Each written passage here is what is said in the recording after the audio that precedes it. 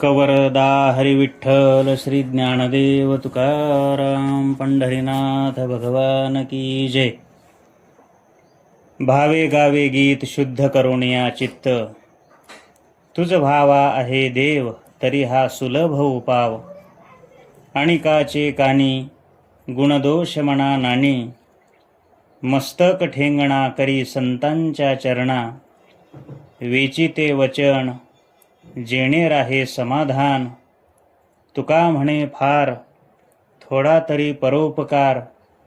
तुझ भावा आहे देव तरी हा सुलभ उपाव. नमो सद्गुरु तुकया ज्ञानदीपा, नमो सद्गुरु सच्चिदानंद रूपा, नमो सद्गुरु भक्त कल्याण मूर्ती, नमो सद्गुरु भास्करा पूर्ण कीर्ती.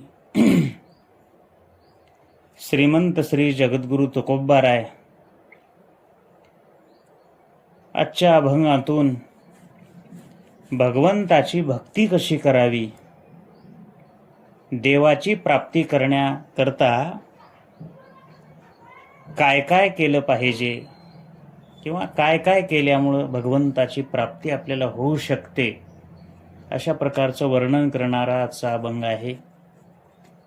देव भेटीची आतुरता साधकाच्या अंतःकरणामध्ये असायला हवी. आणि असाच एक साधक, एक सांसारिक गृहस्थ जगद्गुरु तुकोबारायांकडे गेलेला आहे. साष्टांग अशा प्रकारचा नमस्कार केलेला आहे. श्री संताचे या माथा चरणावरी साष्टांग हे करी दंडवत. साष्टांग दंडवत घालून महाराजांना म्हणायला लागलेलं आहे, तुकाराम महाराज, मला भगवंताच्या दर्शनाची ओढ लागलेली आहे. परंतु आम्ही संसारिक आहोत. आम्हाला हा प्रपंच सांभाळून देव मिळवता येईल की नाही, असाही एक प्रश्न आहे. आणि देव मिळवण्याचा आम्हाला एखादा सोपा उपाय सांगा. आणि त्यावेळेला गृहस्थाश्रमाच्या त्या संसारिकाच्या मनाची सरळ एक साधारण भूमिका पाहून तुकाराम महाराज म्हणायला लागले, बाबा तुला देव पाहिजे ना, मग देव प्राप्ती करता मी काही उपाय सांगणार आहे, ते तू कर. कोणता उपाय सांगितला? भावे गावे गीत शुद्ध करोनिया चित्त.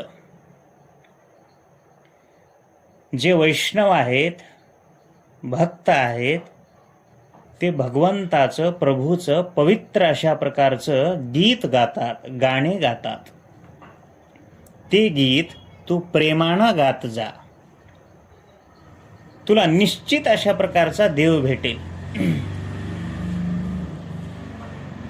वैष्णव कोणते गाणे गातात, कसे गातात आणि त्याचं फळ काय आहे, त्यांना काय मिळतं? गीत गा, गीत गा, गीत का, याचा अर्थ पिक्चरचं गीत गा का? नेमकं कोणतं गीत गायचे? लेखकानं लिहिलेलं गाणं नाही. याचं संत वचनामध्येच आपल्याला उत्तर पाहायला मिळतं. नाचती आनंदे कल्लोळी पवित्र गाणे नामावळी रे, कळी काळावरी घातली कास एक एकाहून बळी रे. तू हे असंच गाणं गा, गीत गा, पण तू हे गाणं गीत गाताना एक गोष्ट लक्षात ठेवायची आहे की भगवंताचं गाणं गाताना, गीत गाताना चित्त शुद्ध असावं लागतं. भावे गावे गीत शुद्ध करोनिया चित्त. चित्त शुद्ध असल्याशिवाय नुसत्या गाण्यानं तुला प्रभूचं दर्शन होणार नाही. प्रभू दर्शनासाठी चित्ताची निर्मलता फार आवश्यकता आहे. तुका म्हणे चित्त करारे निर्मळ, येऊनी गोपाळ राहे तेथे. मग येऊनी गोपाळ. एक गृहस्थी गटाराच्या घाण पाण्यामध्ये कपडे धुत बसला आणि त्याचा हा प्रकार पाहून दुसरा एक माणूस म्हणायला लागला, अरे बाबा काय करतोस? अशाने कपडे स्वच्छ होणार नाहीत. साबण फुकट तुझी वाया जाईल. कपडे धुणारा मनुष्य म्हणायला लागला, माझ्याजवळ साबण असा साधारण नाही, भारीचा साबण आहे, भारीचा साबण. आता मी कंपनीचं नाव सांगणार नाही. यावर दुसरा म्हणायला लागला, अरे बाबा, साबण कितीही जरी चांगली असली तरी पाणी निर्मळ पाहिजे ना. नाही निर्मळ जीवन, काय करील साबण. कपडे स्वच्छ होण्यासाठी चांगल्या साबणाबरोबरच निर्मळ पाण्याचीही आवश्यकता असते. तसं तैसे चित्त शुद्ध नाही, त्याशी बोध करील काही. आणि म्हणून ज्याचं चित्त निर्मळ आहे त्याला बोध करण्यामध्ये तात्पर्य आहे. ज्याच्या चित्तामध्ये अखंड मलिनता भरलेली आहे त्याला कितीही जणांनी बोध सांगितला, कितीही बोध सांगितला तरी तो वाया जाणारा बोध आहे. आणि म्हणूनच तुकोबाराय सांगतात, भावे गावे गीत शुद्ध करोनिया चित्त. तुला देव आहे ना, पाहिजे ना. पुढे उपाय अनेक सांगितलेले आहेत. तुझ व्हावा आहे देव तरी हा सुलभ उपाय. हे काही मी उपाय तुला सांगत आहे. काय उपाय आहेत आणखीन? आणि काचे काणी गुणदोष म्हणा नानी. प्रभू दर्शनाची इच्छा असणाऱ्यानं दुसऱ्याचे गुण दोष कानांनी ऐकू नयेत आणि ते मनातही ठेवू नयेत. दुसऱ्याची निंदा करू नये. करणं हे महापाप सांगितलेलं आहे. निंदा करणारा विनाकारण दुसऱ्याचं पाप विकत घेत असतो.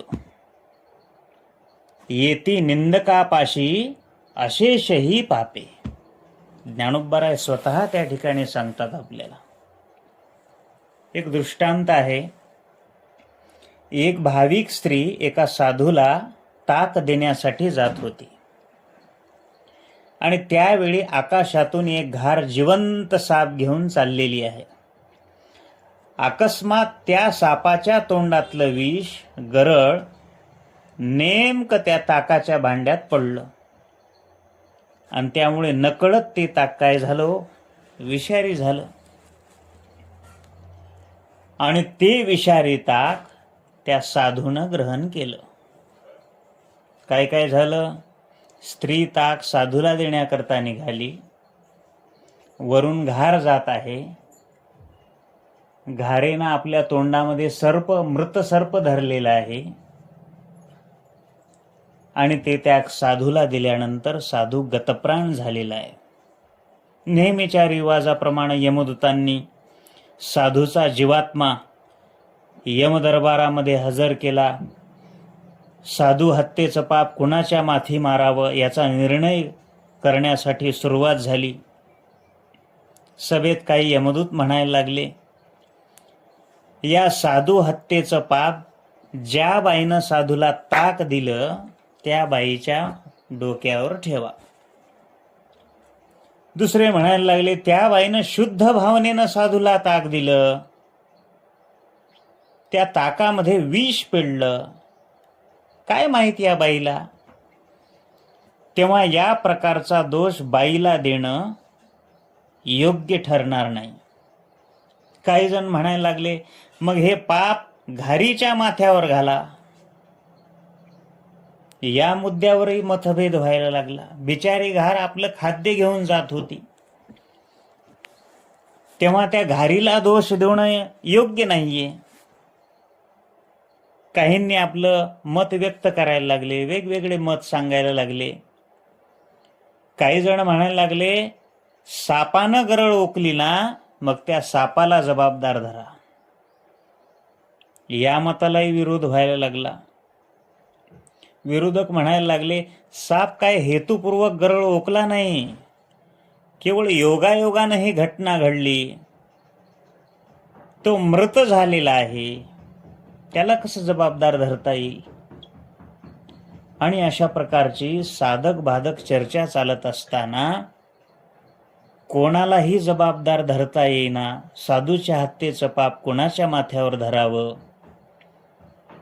यमराजा स्वतः त्या ठिकाणी शोधायला लागला. ज्या गावामध्ये ही घटना घडली त्या ठिकाणी आले.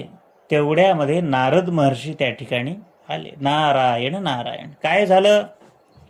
अशी अशी गोष्ट झालेली आहे नारदा, आणि आम्हाला या ठिकाणी यातून काहीतरी मार्ग काढून द्यावे. तेव्हा नारदांनी विचार केला. चला म्हणले त्या गावामध्ये, त्या गावातील काही कुटाळ लोक एका पारावर याच प्रकरणाची चर्चा करीत बसले होते. गुप्तपणानं सर्वांनी ही चर्चा ऐकायला लागली. काय म्हणायला लागले ते? एक कुटाळ दुसऱ्या कुटाळा म्हणत होता, अहो गोविंदराव, तुम्हाला काही समजलं का गावात काय घडलंय ते? नाही भाऊ, काही माहीत नाही आम्हाला. अहो, साधू ताक पिऊन मेलाय, एवढंच कानावर आलंय माझ्या. अहो, या प्रकरणामध्ये फार मोठं कारस्थान आहे. साधूच्या चांदीच्या खडाव्या मिळाव्यात म्हणून त्या बाईनं, गंगूबाईनं साधूला ताकातून विष पाजलं. ही सगळी चर्चा यमधर्म ऐकायला लागलेले आहेत, नारद ऐकायला लागलेले आहेत. आणि नारदांनी तात्काळ क्षणी सांगितलं, महाराज, हे सगळं पाप यमराजा, तुझी चिंता नष्ट झालेली आहे. या साधू हत्येच्या पापाचा प्रश्न सुटला, मार्गी लागला. ते म्हणले, काय करावं? या कुटाळ्यांच्या खात्यात ते पाप जमा करा. खरा प्रकार काय हे यांना माहीत नसताना सुद्धा हे निंदक लोक निष्कारण दुसऱ्याची निंदा करायला लागलेले आहेत. आपल्या जिभेनं दुसऱ्याची गटारं साफ करण्यामध्ये निंदकांना असं फळ मिळत असतं, आणि म्हणून हे सगळं पाप त्यांच्या माथ्यावर पडलं. काय कारण होतं? विनाकारण हे पाप माथी बसलं. आणि म्हणून मनुष्यानं आपलं जीवन पापमुक्त जगण्यासाठी संतांना शरण गेलं पाहिजे. आणि काचे काणी गुणदोष म्हणा नानी. कुणाची निंदा नालस्ती अशा प्रकारची करू नये. काय करावं? मस्तक ठेंगणा करी संतांच्या चरणा. भगवंताच्या प्राप्तीचे हे उपाय आहेत.